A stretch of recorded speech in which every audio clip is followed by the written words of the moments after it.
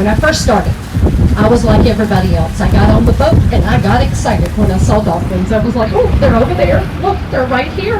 I see them over yonder. And Captain Spike and the other captains looked at me and said, Wendy, over yonder, over there, and right here are not real good working directions for us. We don't know what you're talking about. So this is the way we do it. The front of the boat, the bow of the boat is 12 o'clock. Just like the face of a clock. If we go right, we're going to go 1 o'clock, 2 o'clock, 3 o'clock.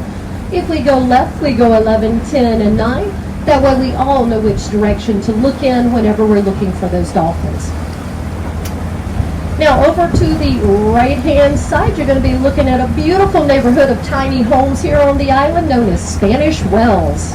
Spanish Wells is quite a lovely neighborhood. Our island is about 12 miles long and about 4 to 5 miles wide. And we have 11 distinct, unique neighborhoods on the island, with Spanish Wells being one of those.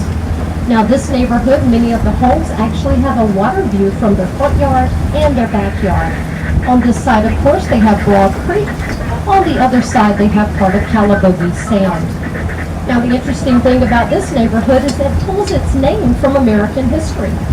Back in the 1600s, when the Spaniards were exploring what would become the United States, they were pulling their ships up into Calabogie Sound. Well, they soon discovered that this island we now know as Hilton Head Island had fresh, deep water wells.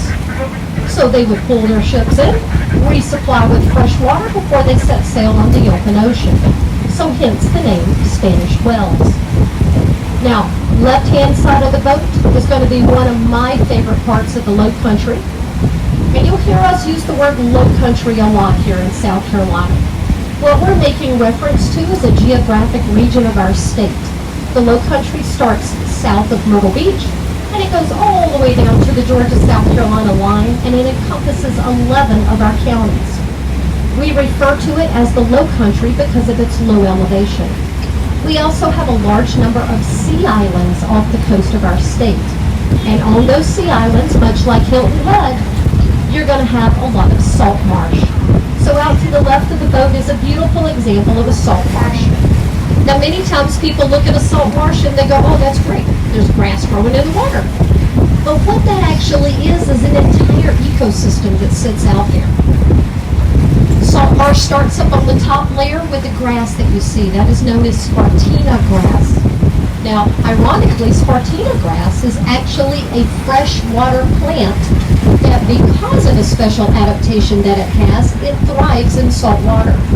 It has a gland down at the base of its leaves that allows it to filter the salt out of the water and then expel that salt back out into the environment.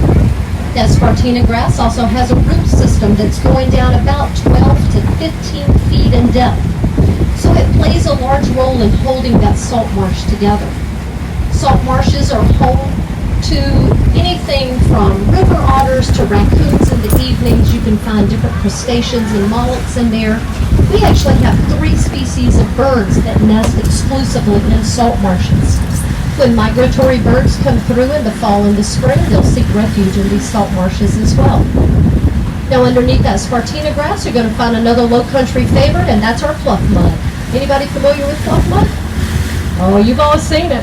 It's that ooey gooey, oh so slimy black mud that you see at low tides when you come in and off the island over the bridges. So pluff mud was actually used in early history by farmers as a fertilizer. They referred to it as plow mud. They would plow it into their fields and it would rejuvenate their crops. Plow mud eventually got to be known as pluff mud. Pluff mud is very nutrient rich, and the nutrients are coming from the bacteria that's in it. It gives it a very aromatic smell. It smells a lot like rotten eggs. And sometimes people go, oh, that stuff smells terrible. But that to me is the smell of the Low Country. Sure. That's what the Low Country smells like. And that smell is coming because the bacteria is decomposing so much of the things that die in that salt marsh out there. Also in that salt marsh, you're going to find a very healthy supply of oysters here.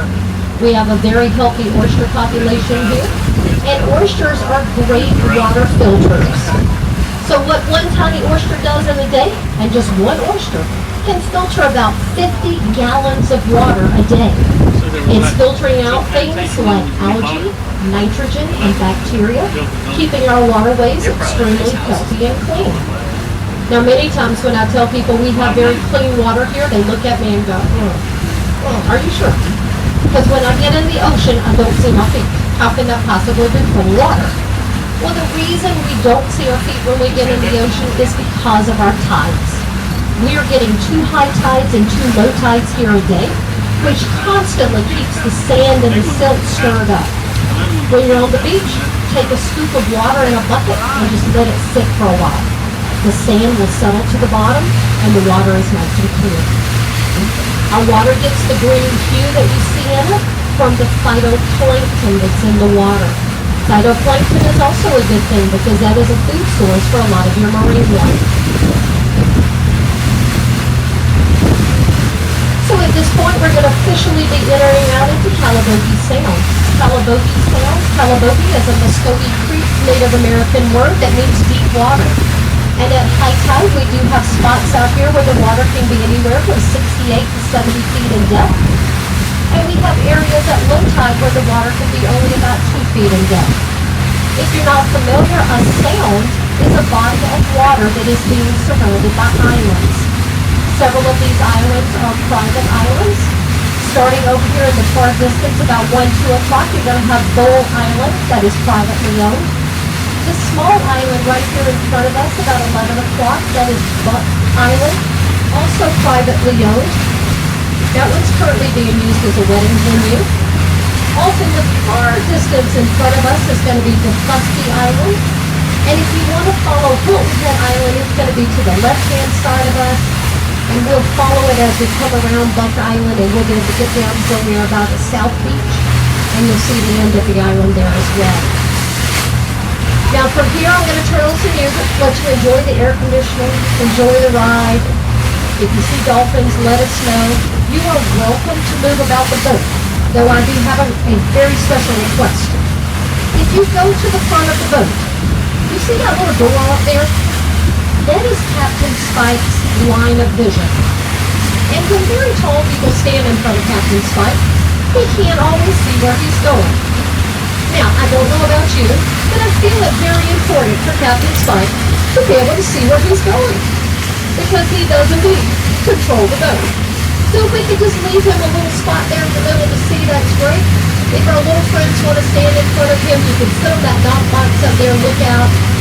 But we always ask that if you're moving about the boat, that you have 3 points of contact, your 2 feet, and something to grab a hold of, just in case we hit a wave. I have a feeling with it being July 4th, we're going to have a lot of friends out here. So we're probably going to be rocking and rolling a little bit with the wake of other boats, which in my personal opinion makes it even more fun. So y'all sit back and enjoy, and we'll talk about dolphins when we find some.